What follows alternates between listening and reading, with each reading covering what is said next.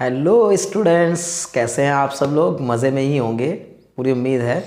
चलिए खैर, बहुत मज़े के साथ आप लोग अपनी प्रिपरेशन कर रहे होंगे और आपकी इस प्रिपरेशन का थोड़ा सा हिस्सा अगर मेरे नाम भी हो जाए कि आपकी इस प्रिपरेशन में मेरा भी थोड़ा योगदान रहा तो मुझे बहुत खुशी होगी। चलिए आज के अपने इस वीडियो में हम लोग IUPAC नेमिंग को सीखेंगे और IUPAC नेमिंग की वो इम्पॉर्टेंट बातें, वो इम्पॉर्टेंट रूल्स जो सबसे ज़्यादा काम आते हैं IUPAC नेमिंग में, मैं आपको IUPAC नेमिंग के वो सारे रूल्स आपको समझा दूंगा। और अगर आपने आज के इस वीडियो को बड़े पेशेंस के साथ, बहुत ध्यान से और बहुत दिल से लास्ट तक देख लिया तो मैं गारंटी कह सकता हूं कि आप गारंटी के साथ आपसे ये बात कह सकता हूं कि आप कोई भी एक IUPAC नेम अगर आपके एग्ज़ाम्स में आता है तो आप उस IUPAC नेम को लिखने में डिफ़िकल्टी महसूस नहीं करेंगे। और IUPAC नेमिंग का ऑर्गेनिक केमिस्ट्री में बहुत बड़ा रोल है, इसलिए ऑर्गेनिक केमिस्ट्री अगर आपको सही से समझनी है, सही से जाननी है, बहुत दिल से समझना चाहते हैं तो फिर ऑर्गेनिक केमिस्ट्री के इस पार्ट को समझने के लिए आपको सबसे पहले IUPAC नेमिंग को समझना होगा। चलिए खैर, तो IUPAC naming of organic compounds की अगर बात करें तो इसका कुछ एक रूल्स होते हैं, कुछ एक तरीके होते हैं, ठीक है ना। उन तरीक़ों को ही हम लोग आज के अपने इस वीडियो में जानेंगे, ठीक। तो चलिए खैर सबसे पहले शुरुआत करते हैं कि मान लीजिए कि आपको कोई एक नाम दिया गया है कुछ इस तरह से, ठीक है ना। आप समझिए ध्यान से, ठीक है ना। मान लीजिए कहीं लिखा है श्री वीरेंद्र कुमार चौहान, ठीक। तो अगर ऐसा कोई नाम लिखा है तो आप इस नाम के बारे में जानते होंगे कि इस नाम में कुछ अलग अलग टर्म्स यूज़ हुए हैं, ठीक है ना। जो अलग अलग टर्म्स यूज़ हुए हैं उस नाम में, तो उन टर्म्स के बारे में पहले मैं आपको बता दूं।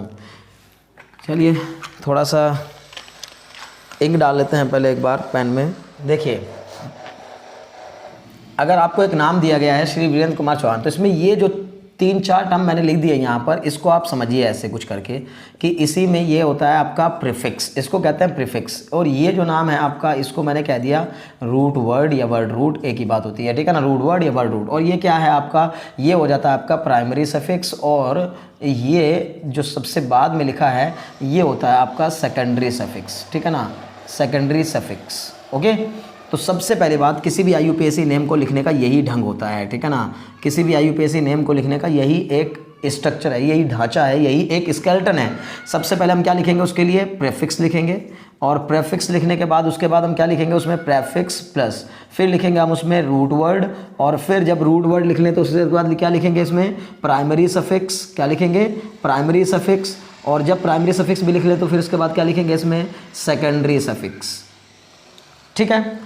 इस तरह से आपको हमेशा ही किसी भी एक IUPAC नेम को लिखना होगा, तो आप यही ढंग और यही स्ट्रक्चर तैयार करेंगे। इस स्ट्रक्चर में आप सबसे पहले प्रेफिक्स, उसके बाद रूट वर्ड, उसके बाद प्राइमरी सफिक्स, उसके बाद सेकेंडरी सफिक्स, ऐसे ही लिखेंगे। और जब इस अंदाज में लिखेंगे नाम को तो आपका नाम बिल्कुल सही हो जाएगा। अब इसमें ये चीज़ें समझ लीजिए क्या है। प्रेफिक्स का मतलब एक तरीके से वो चीज़ जो कि आपको आपके इस नाम से जोड़ रही हो, यानी कि जो आपने नाम के पहले लिखा हो उसको कहते हैं प्रेफिक्स। रूट वर्ड मतलब कि जो आपको उस नाम की सही जानकारी दे रहा हो कि स्पेशली वो है कौन, तो रूट वर्ड हो गया। और प्राइमरी सफिक्स आपको जो है ना, ये जैसे कुमार इसमें लिखा हुआ है तो प्राइमरी सफिक्स, और जो चौहान लिखा है ये सेकेंडरी सफिक्स। अब इनको पता कैसे करते हैं कि रूट वर्ड क्या लिखा जाएगा, तो आपको समझना होगा। रूट वर्ड चेक करने के लिए, यानी वर्ड रूट लिखने के लिए आपको नंबर ऑफ कार्बन्स गिनने होते हैं, चेन के अंदर नंबर ऑफ कार्बन्स गिनने होते हैं। तो जो आपको ऑर्गेनिक केमिस्ट्री के जो बड़े बड़े कंपाउंड आपको देखने को मिलेंगे, कई कई चेन बनती हैं, उन चेन्स में आपको नंबर ऑफ कार्बन की काउंटिंग करनी होती है। तो अगर आपको नंबर ऑफ कार्बन दिया गया है 1,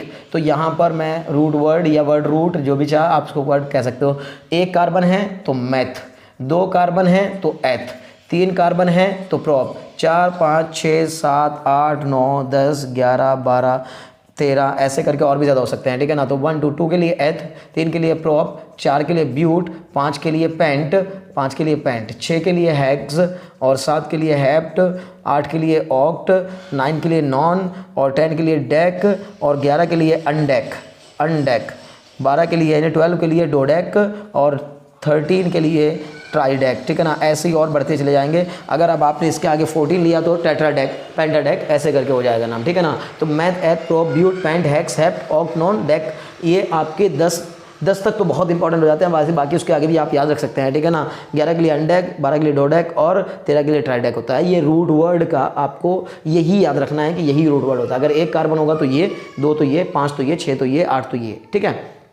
ओके जब वर्ड रूट आपको याद हो जाएंगे तो फिर कुछ प्रेफिक्सेस के बारे में बात कर लेते हैं कुछ के, ठीक है ना। मैं आपको इधर लिख दे रहा हूँ उनका क्या फार्मूला और उधर लिख देंगे उसका क्या नाम। तो अगर फॉर्मूले में यानी किसी चेन में अगर कोई प्रेफिक्स आ रहा है तो प्रेफिक्स का नाम क्या लिखेंगे, ठीक है ना, प्रेफिक्स नेम, और ये हो जाएगा आपका प्रेफिक्स का फॉर्मूला, ठीक है ना। देखिए अगर किसी चेन में आपका आ जाता है Cl तो उसको लिखेंगे क्या, क्लोरो। अगर कहीं आ जाता है F तो उसको लिखेंगे क्या, फ्लोरो। अगर कहीं आ जाता है I तो उसको लिखेंगे क्या, आयोडो। अगर कहीं आ जाता है आपका CH3 तो उसको लिखेंगे क्या, मिथाइल। क्या लिखेंगे, मिथाइल। अगर कहीं आ जाता है आपका CH2CH3 तो उसको क्या लिखेंगे, इथाइल। क्या लिखेंगे, इथाइल। अगर कहीं आ जाता है आपका CH2CH2CH3 तो उसको क्या लिखेंगे, प्रोपाइल। ओके तो अगर एक कार्बन का एल्काइल तो एथाइल, मिथाइल, इथाइल, प्रोपाइल। ऐसे अगर 4 कार्बन का हो जाएगा तो ब्यूटाइल, ठीक है ना, ब्यूटाइल। बात समझ में आ रही है। ऐसे करके आपके प्रेफिक्स हो जाते हैं। और अगर मान लीजिए कि 2 फंक्शनल ग्रुप एक ही ग्रुप में साथ साथ आ जाएं तो फिर उसमें एक फंक्शनल ग्रुप को प्रेफिक्स के तौर पर लेते हैं, वो बाद की बातें हैं। अभी फिलहाल तो बेसिक, आज के इस वीडियो में हम लोग बहुत basic simple alkane alkene alkyne तक ही रह जाएंगे। आपको उतना ही अगर समझ में आ गया तो मैं समझूंगा कि अगली जो वीडियो होगी उसमें आप पूरी नेमिंग समझ जाएंगे। और एक दिन वो आएगा कि आप कहेंगे कि मैं ऑर्गेनिक केमिस्ट्री का प्रकांड पंडित बन गया हूं, मैं हर एक नाम का नामकरण कर सकता हूं बड़े आराम से। किसी भी कोई भी आप मुझे कंपाउंड दे दीजिए, मैं उसका नामकरण कर दूंगा, उसका नाम आपको बता दूंगा, ठीक है। कैसा भी रैंडम कोई भी नाम आपको मिल जाए आप उसका आराम से नाम लिख सकेंगे, ठीक है। चलिए ये प्रेफिक्सेस हो गए। अब इन प्रेफिक्सेस के बाद आपका आता है क्या, रूट वर्ड हो गया, प्रेफिक्स हो गया, और फिर इसके बाद आपका आता है एक नया टर्म सफिक्स। तो सफिक्स के लिए देखिए ये मैं मिटा दे रहा हूँ, अगर आपने नोट करना था तो वीडियो को पॉज करके आप आराम से नोट कर सकते हैं, कोई बड़ी बात नहीं है, ठीक है। तो चलिए देखिए अगर मान लीजिए सफिक्स की बात करें तो आपको फार्मूला एक तरफ मैं लिख दे रहा हूँ फार्मूला और दूसरी तरफ लिख दे रहा हूँ सफिक्स। तो अभी तो वैसे आप पाएंगे सफिक्स का मतलब क्या है कि वो चीज़ जो कि जानकारी देती हो असलियत में कि ये कौन सी फैमिली का मेंबर है, कौन से ग्रुप का मेंबर है, कौन सी चीज़ों से कहाँ से आ रहा है, ये किस फैमिली से निकल के आया है ये नाम, ठीक है ना। तो उसके लिए आपको सफिक्स लिखना होता है। अगर मान लीजिए आपका सिंगल बॉन्ड, अगर सारे कार्बन सिंगल बॉन्ड से अटैच हैं और सब उसमें सिंगल बॉन्ड है और कोई और चीज़ नहीं है तो ये आपका हो जाएगा क्या, मतलब पहली बात तो मैं आपको बल्कि ऐसे लिख देता हूँ, है ना, कंपाउंड का नाम और फिर उसका सफिक्स, उसका फार्मूला, है ना, जो उसमें फंक्शनल ग्रुप आएगा वो फंक्शनल ग्रुप और फिर उसका सफिक्स। ये 3 चीज़ें आपको बता देता हूँ, ठीक है ना। तो ये हो जाएगा फंक्शनल ग्रुप और फिर ये जो है यहाँ पर ये क्या आ जाएगा आपका, ये आ जाएगा आपका सफिक्स। तो कंपाउंड जो है वो क्या होगा आपका स्पेलिंग आप देख रहे होंगे, ठीक है, कंपाउंड। तो देखिए सबसे पहली बात, पहला एल्केन का फंक्शनल ग्रुप सिंगल बॉन्ड केवल, और सफिक्स एन मतलब बस लास्ट में एन जोड़ेंगे। सफिक्स का मतलब है कि आपको उस रूट वर्ड में एन जोड़ देना है तो एल्केन बन जाएगी। Meth ane methane, eth ane ethane, prop ane propane, clear है ना। तो सारी एल्केन जो होती है उनके लास्ट के नाम में क्या ही आता है, एन आता है। तो एल्केन का, और लेकिन एल्केन की पहचान कैसे होती है कि अगर सारे कार्बन के सारे बॉन्ड सिंगल बॉन्ड और कोई और अनदर सफिक्स या कोई और अनदर फंक्शनल ग्रुप उसमें मौजूद नहीं है तो इसका मतलब है कि वो एल्केन है। फिर आपका क्या आ जाएगा, एल्कीन। तो एल्कीन के लिए क्या हो जाएगा आपका डबल बॉन्ड यानी कि क्या हो जाएगा, इन। और फिर आपका आ जाएगा एल्काइन। तो एल्काइन का आपका सफिक्स होगा ट्रिपल बॉन्ड, अगर कार्बन कहीं पर ट्रिपल बॉन्ड आ रहा है तो ये आपका हो जाएगा आइन। और अगर आपका कहीं आ गया एल्कोहल बाबू अलग आ गया कुछ, एल्कोहल, तो एल्कोहल का फंक्शनल ग्रुप होता है आपका OH। एल्कोहल का फंक्शनल ग्रुप OH और एल्कोहल का सफिक्स आपका होता है ओल। और एल्डिहाइड अगर बात करें तो एल्डिहाइड का फंक्शनल ग्रुप होता है आपका CHO और आपका सफिक्स होता है बाबू L, ठीक है ना, कितना होता है L। चलिए एल्डिहाइड के बाद आपका क्या आ जाता है, मान लीजिए कीटोन। तो कीटोन आ जाता है तो आपका कीटोन का हो जाएगा फंक्शनल ग्रुप CO यानी कि कीटोन का CO और इसका हो जाएगा आपका क्या, ओन, ठीक है ना। अब अगर कीटोन के बाद आपका आ जाता है कार्बोक्सिलिक एसिड, तो कार्बोक्सिलिक एसिड का आपका हो जाएगा C डबल बॉन्ड OOH और इसका जो फंक्शनल ग्रुप होगा वो हो जाएगा, सफिक्स हो जाएगा ओइक एसिड। कार्बोक्सिलिक एसिड का ओइक एसिड, ठीक है ना, कार्बोक्सिलिक एसिड का सफिक्स ओइक एसिड। ओके तो एल्कोहल हो गया, एल्डिहाइड हो गया, कीटोन हो गया, कार्बोक्सिलिक एसिड हो गया। और इसके अलावा भी बहुत सारे आ सकते हैं, अभी इतने को ही आप दिमाग में रखिए और पहले रूल्स और नेमिंग के तरीके सीखिए, फिर मैं सारे लिखवाऊंगा, आपको घबराना नहीं है, A to Z सब आ जाएगा। मतलब कार्बोक्सिलिक एसिड भी, ईथर भी, ईस्टर भी, अमीन भी, एमाइड भी, है ना, नाइट्राइल भी, सब आ जाएंगे इसमें, ठीक है, जितने भी और हो सकते हैं, ठीक है ना, एसिड हैलाइड भी, है ना। जो आपके IUPAC नेमिंग में जो कंपाउंड्स हो सकते हैं, ऑर्गेनिक कंपाउंड के हर एक टाइप की नेमिंग कराने की जिम्मेदारी है मेरी, आप परेशान मत होइए। बस वीडियो को लास्ट तक एंड तक देखने की जिम्मेदारी है आपकी, और चैनल को सब्सक्राइब और चैनल को शेयर करने की जिम्मेदारी है आपकी, ठीक है। चलिए ठीक है, तो अब देखिए ये आपको याद रखना है कि अगर एल्केन हुआ तो एन लिखेंगे सफिक्स के तौर पर, एल्कीन हुआ तो इन लिखेंगे, एल्काइन हुआ तो आइन लिखेंगे, एल्कोहल हुआ तो ऑल लिखेंगे, एल्डिहाइड हुआ तो अल लिखेंगे, और कीटोन हुआ तो ऑन लिखेंगे, और कार्बोक्सिलिक एसिड हुआ तो ओइक एसिड लिखेंगे। चलिए अब कुछ रूल्स पर आ जाते हैं, ठीक है, ये आपने नोट कर लिया होगा। अब आप देखिए रूल्स की तरफ आइए, ठीक है। रूल क्या कहता है, देखिए मैं रूल लिखवाऊंगा नहीं आपको, एक एक रूल को समझाते जाऊंगा और प्रैक्टिस करेंगे, अपने आप सारे रूल्स याद हो जाएंगे, क्योंकि रटना कुछ भी नहीं होता है, सिर्फ समझना है। और बिल्कुल 1% घबराए बगैर आप समझने की कोशिश करिए, 100% आ जाएगा। तो देखिए सबसे पहली बात, सबसे पहला रूल होता है कि सबसे लंबी चेन को सिलेक्ट करेंगे। Select the longest chain of the carbon atom. मतलब अगर आपको कोई एक ही चेन दी है तो कोई टेंशन ही नहीं है, लेकिन अगर मान लीजिए कोई एक चेन ना देकर, कार्बन की कोई एक सिंगल चेन ना देकर कई कई चेन दे रखी हैं, एक ही नाम में कई कई चेन दे रखी हैं, तो फिर आप उनमें से सबसे लंबी चेन को सिलेक्ट करिए। लेकिन मान लीजिए कि सबसे लंबी चेन आपने सेलेक्ट कर ली पर उसमें फंक्शनल ग्रुप नहीं आया, बल्कि उससे छोटी वाली चेन में फंक्शनल ग्रुप आ रहा है, तो फिर फंक्शनल ग्रुप को प्रेफरेंस देंगे, क्योंकि फंक्शनल ग्रुप ही मेन है, जो सबसे ज़्यादा इंपॉर्टेंट है वो फंक्शनल ग्रुप है। क्योंकि फंक्शनल ग्रुप ही हमें ये जानकारी देता है कि कौन सा एलिमेंट, मतलब ये किस फैमिली का मेंबर है, कौन से कंपाउंड का मेंबर है, किस तरीके की इसकी जो जात बिरादरी है वो कौन सी है। बात समझ रहे ना। तो इसका मतलब है कि फंक्शनल ग्रुप को सबसे ज़्यादा प्रेफरेंस दी जाती है। इसलिए अगर मान लीजिए कि दो चेन आपने देखी, एक बड़ी चेन है, एक 10 कार्बन की चेन है और एक 8 कार्बन की चेन है, लेकिन 10 कार्बन की चेन में आपका फंक्शनल ग्रुप नहीं आ रहा, बल्कि 8 कार्बन वाली चेन में फंक्शनल ग्रुप आ रहा है, तो हम लोग फंक्शनल ग्रुप को प्रेफरेंस देते हुए 8 कार्बन वाली चेन को ही लेंगे। तो पहला रूल यहाँ पर, जब पहला रूल आपका हटाना होगा तो पहला रूल कैसे हटेगा, पहला रूल ये कहता है कि सबसे लंबी चेन को सिलेक्ट करिए। लेकिन सबसे लंबी चेन में भी अगर मान लीजिए आपको कोई चेन उससे छोटी मिल रही है पर उसमें फंक्शनल ग्रुप आ रहा है, तो अगर लंबी चेन में फंक्शनल ग्रुप नहीं है तो फिर लंबी चेन को प्रेफर ना करके उससे छोटी चेन को प्रेफर करेंगे जिसमें कि फंक्शनल ग्रुप आ रहा हो। ठीक है, दो बातें समझ में आ गई। अगर मान लीजिए कि आपका दोनों में फंक्शनल ग्रुप आ जाए तो फिर लंबी वाली चेन को ही लेंगे, ठीक है ना। मतलब अगर आपने देखा कि एक बड़ी चेन में और एक छोटी चेन में दोनों में आ रहा है, तो पहली बात तो हम उस चेन को प्रेफर करेंगे जिसमें दोनों फंक्शनल ग्रुप आ जाएं, जिसमें दोनों फंक्शनल ग्रुप आ जाएं, या दोनों फंक्शनल ग्रुप का उस चेन के अंदर होना ज़रूरी है। ठीक है, अब अगर मान लीजिए आपने चेन को समझ लिया कौन सी चेन प्रेफर की जाएगी, कौन सी चेन को लिया जाएगा, तो फिर अगला नंबर आता है नंबरिंग का। तो नंबरिंग यानी काउंटिंग जो है, हम कार्बन की काउंटिंग हमेशा उधर से करते हैं जिधर से फंक्शनल ग्रुप करीब पड़ता है, यानी उस ओर से हम लोग काउंटिंग करेंगे जिधर से फंक्शनल ग्रुप या प्रेफिक्स करीब पड़ता होगा। अगर किसी नाम में, जैसे एल्केन है, तो एल्केन में तो कोई अलग फंक्शनल ग्रुप नहीं होता ना, उसमें तो सिर्फ सिंगल बॉन्ड से जुड़ी हुई सारी चीज़ें होती हैं। तो अगर उसमें प्रेफिक्स आ रहा है तो हम लोग प्रेफिक्स को ही प्रेफरेंस देंगे और प्रेफिक्स के बेस पर ही काउंटिंग करेंगे, यानी काउंटिंग उधर से करेंगे जिधर से प्रेफिक्स करीब पड़ रहा होगा। अब मान लीजिए काउंटिंग की बारी आई, तो काउंटिंग में भी अब क्या हो सकता है, कोई अपवाद हो सकता है, कोई एक्सेप्शन हो सकता है। यानी कि अगर दोनों तरफ से आपके प्रेफिक्स सेम दूरी पे पड़ रहे हों, यानी इधर से भी काउंटिंग करने पर प्रेफिक्स दूसरे कार्बन पे पड़ रहा है, उधर से भी दूसरे कार्बन पे पड़ रहा है, तो फिर हम लोग प्रेफिक्स का नाम देखेंगे और नाम के हिसाब से अल्फ़ाबेटिकल ऑर्डर को देखेंगे। यानी जिसका अल्फ़ाबेटिकल ऑर्डर में जिसका नाम पहले आता होगा, अल्फ़ाबेटिकल ऑर्डर में जिसका अल्फ़ाबेट पहले आता होगा, उस वाले को हम छोटी नेमिंग करेंगे, उसका नंबर छोटा रखेंगे। यानी कि काउंटिंग उधर से करेंगे जिधर से अल्फ़ाबेटिकली जो प्रेफिक्स होता है उसका जो जिधर से अल्फ़ाबेटिकल प्रेफिक्स पहले आता हो। क्लियर इतनी बात। और अगर मान लीजिए कि आपने देखा कि दोनों तरफ से अल्फ़ाबेटिकल भी सेम है और उसमें कई सारे प्रेफिक्स हैं, तो फिर लोवेस्ट लोकेंट रूल को फॉलो करेंगे। लोवेस्ट लोकेंट रूल कहता है कि लोवेस्ट लोकेंट रूल मतलब जब हम लोग नेमिंग कर रहे होते हैं तो उस नेमिंग को करते समय हमें ये देखना है कि सबसे, यानी कि जब जो आपके प्रेफिक्स जुड़े हुए हैं नाम के अंदर, उन प्रेफिक्स में किस किस पोजीशन पर आपका प्रेफिक्स जुड़ा हुआ है, उन पोजीशन की नंबरिंग को ऐड करके देखेंगे। और ऐड करके देखने पर जिस वाली नंबरिंग में एडिशन छोटा आएगा यानी लोवेस्ट आएगा, उस वाली नंबरिंग को प्रेफर करेंगे।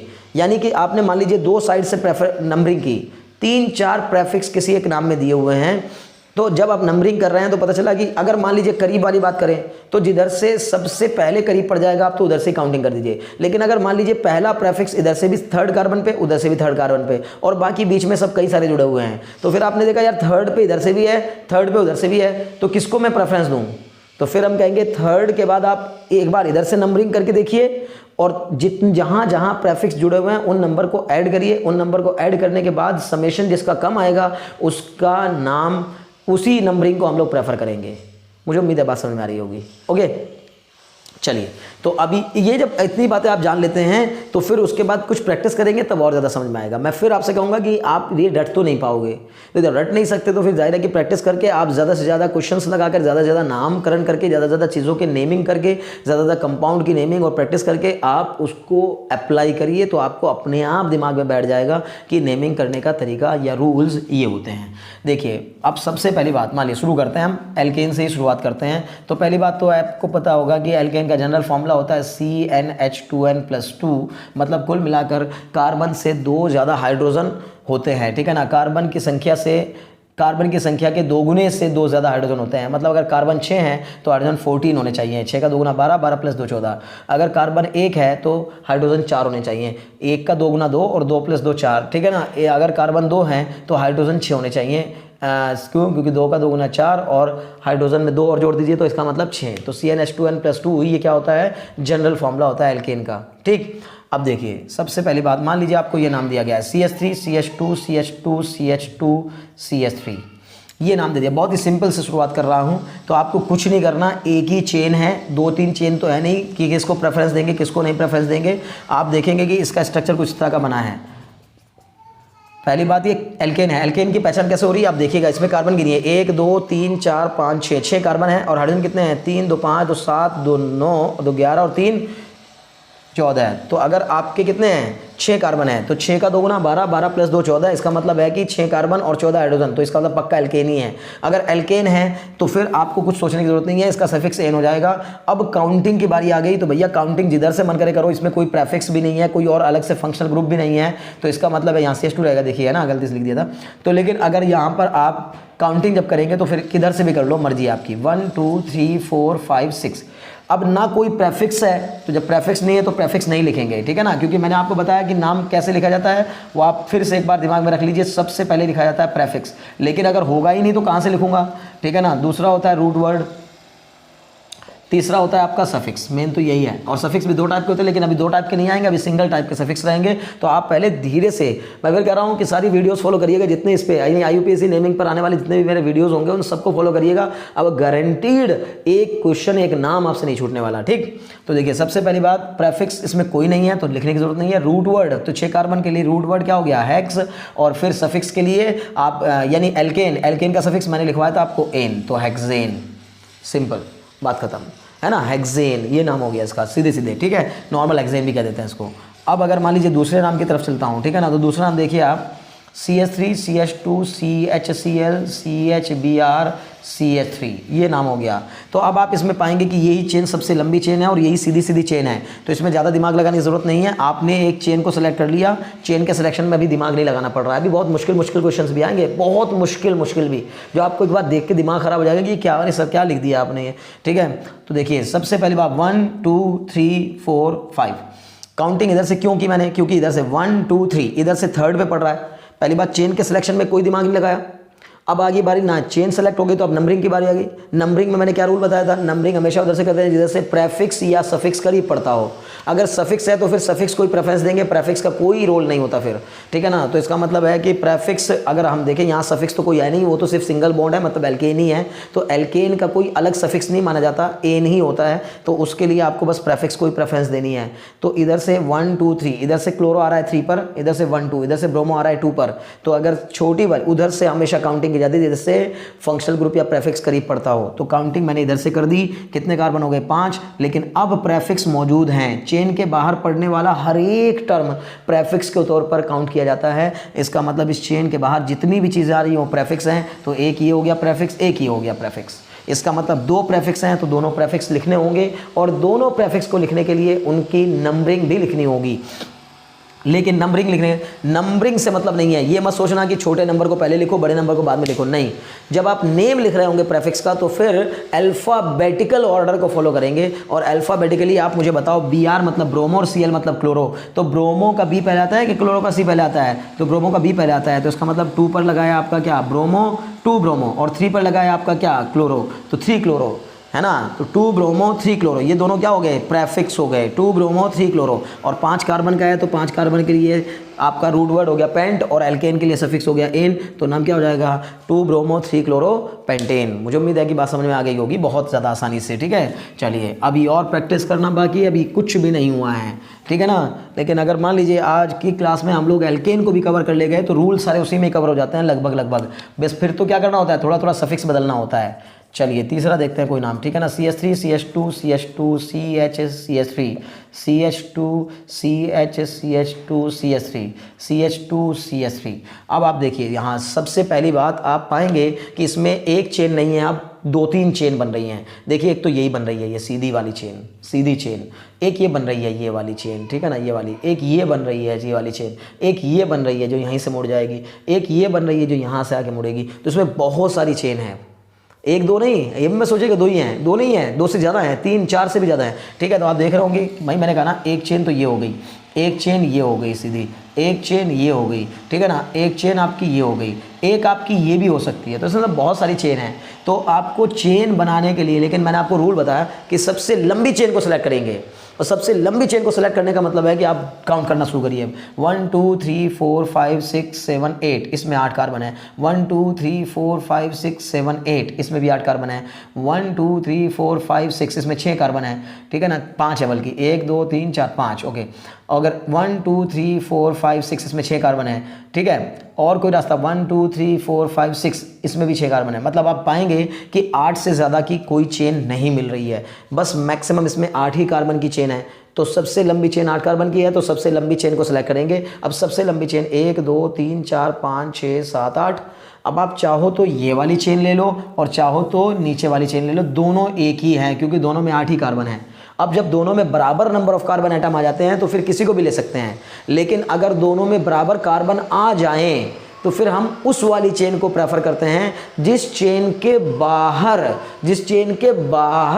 ध्यान से सुनते जाइएगा रूल्स, अब नए नए रूल आने शुरू हो गए हैं, है ना। मतलब अगर 2 चेन बराबर लंबाई की हो तो फिर कौन सी को प्रेफर करें, फिर धर्म संकट हमारे सामने आ गया, फिर प्रॉब्लम आ गई। तो अगर 2 चेन बराबर कार्बन की हो तो उस वाली चेन को प्रेफर करते हैं जिसके बाहर ज़्यादा नंबर ऑफ सब्सटीट्यूएंट जुड़े हुए हों, यानी ज़्यादा नंबर ऑफ प्रेफिक्सेस जुड़े हुए हों। तो अगर मैंने ये चेन ले ली तो इसमें 2 प्रेफिक्स आ रहे हैं, 1 2, और अगर मैं ये वाली जो 8 कार्बन वाली थी ये ले लेता तब भी उसमें 2 ही प्रेफिक्स आते हैं, क्योंकि अब तब ये वाला प्रेफिक्स बन जाता और ये वाला प्रेफिक्स बन जाता, तो तब 2 हो जाते हैं। मतलब देखिए ऐसे दिखा देता हूँ आपको, वैसे ये मतलब ले सकते हैं आप, ये भी ले सकते हैं। तो क्यों, क्योंकि दोनों में तो क्या ही हो रहा है, अगर मैं इस चेन को प्रेफर करता, इस वाली चेन को प्रेफर करता, तो तब भी मेरे पास 2 प्रेफिक्स पड़ते, एक ये और एक ये। तो इसका मतलब दोनों बराबर कार्बन की हैं और दोनों में प्रेफिक्स भी बराबर पड़ रहे हैं। तो जब ऐसा हो जाए कि दोनों बराबर कार्बन की भी हों और दोनों में प्रेफिक्स भी बराबर पड़ रहे हों, तो फिर आप उसी को ही लीजिए जिसमें कि, मतलब किसी को भी ले लीजिए, सॉरी यहाँ पे तो कोई मसला ही नहीं है ना, क्योंकि भाई जब दोनों बराबर कार्बन की भी हैं और बराबर प्रेफिक्स भी हैं उनमें, मतलब जो चेन के बाहर पड़ने वाले सब्सटीट्यूएंट हैं जो उनके साथ जुड़े हुए अटैच ग्रुप हैं वो भी बराबर हैं, तो फिर किसी को भी ले लीजिए। अगर दोनों में से एक में ज़्यादा एक में कम हो तो फिर किसको लेंगे, ज़्यादा वाले को, जिसके चेन के बाहर ज़्यादा प्रेफिक्स जुड़ रहे होंगे, ज़्यादा सब्सटीट्यूएंट जुड़ रहे होंगे, उसको प्रेफर करेंगे। तो इसको हमने प्रेफर करना शुरू किया। तो सबसे पहली बात जब हम इसको प्रेफर करेंगे तो देखिए क्या लेंगे, हमने बड़ी वाली चेन को प्रेफर किया तो जाएगा 1 2। अब नहीं, अब काउंटिंग की बारी आ गई। चलिए जी काउंटिंग करते हैं, ठीक है। अगर मैं इसको हटा दूँ यहाँ से तो आप समझेंगे, थोड़ा बेहतर लगेगा आपको देखने में, ठीक है ना। वो अजीब सा हो गया था। देखिए अब ये देखिए यहाँ से सबसे पहली बात, आप काउंटिंग का मसला आ गया। काउंटिंग इधर से करेंगे 1 2 3 4, इधर से 4 पे पड़ रहा है, 1 2 3, इधर से 3 पे पड़ रहा है, तो कुछ सोचना ही नहीं है, जिधर से करीब पड़ रहा हो उधर से काउंटिंग होती है। पहला कार्बन, दूसरा, तीसरा, चौथा, 5वां, 6ठा, 7वां और 8वां, 8 कार्बन की चेन है। आपने काउंटिंग उधर से कर दी। अब नेम लिखने के लिए पहले किसका नाम लिखाया था, सबसे पहले प्रेफिक्स का नाम लिखा जाता है। तो सबसे पहले प्रेफिक्स का नाम लिखेंगे और प्रेफिक्स इसमें 2 हैं, एक इथाइल, 2 कार्बन वाला इथाइल, 1 कार्बन वाला मिथाइल। तो इथाइल का ई पहले आता है, मिथाइल का एम बाद में आता है, इसलिए सबसे पहले क्या लिखेंगे 3 इथाइल 5 मिथाइल, ठीक है ना, 3 इथाइल 5 मिथाइल। 8 कार्बन है तो 8 कार्बन का रूट वर्ड ऑक्ट और ऑक्ट में जोड़ देंगे एन सफिक्स के तौर पर, एन तो क्या बन जाएगा ऑक्टेन। 3 ethyl 5 methyl octane. मुझे पूरी उम्मीद है कि आपको समझ में आ गया होगा। चलिए अगले की तरफ प्रैक्टिस करते हैं। मतलब समझ गए ना भाई, सबसे पहले प्रेफिक्स लिखिए, ये दोनों हो गए क्या प्रेफिक्स, ये दोनों क्या हो गए आपके प्रेफिक्स, और ये ऑक्ट क्या हो गया आपका रूट वर्ड। समझ पा रहे हैं आप मेरी बात ना, रूट वर्ड। और ये जो एन है ये आपका क्या हो गया, सफिक्स हो गया यहाँ पर, ठीक है, क्लियर। अब देखिए अगर अगला कोई ना ऐसे नाम देखें, आप देख लीजिएगा, ठीक है ना। वीडियो को पॉज करके अगर आपको नाम नोट करने की ज़रूरत महसूस हो रही है तो वीडियो पॉज करिए और नाम नोट कर लीजिए, ठीक है ना, अपनी कॉपी में।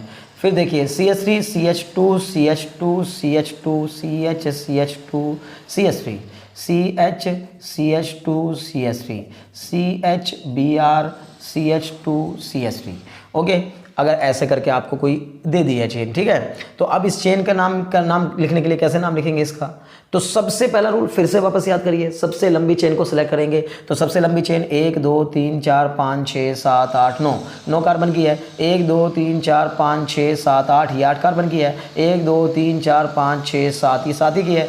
1 2 3 4 5 6, ये 6 कार्बन की है। तो सबसे लंबी चेन मेरे को 9 कार्बन की मिल रही है, और वो यही है स्ट्रेट चेन। इससे लंबी चेन कोई और नज़र आ रही हो तो देख लेते हैं एक बार और।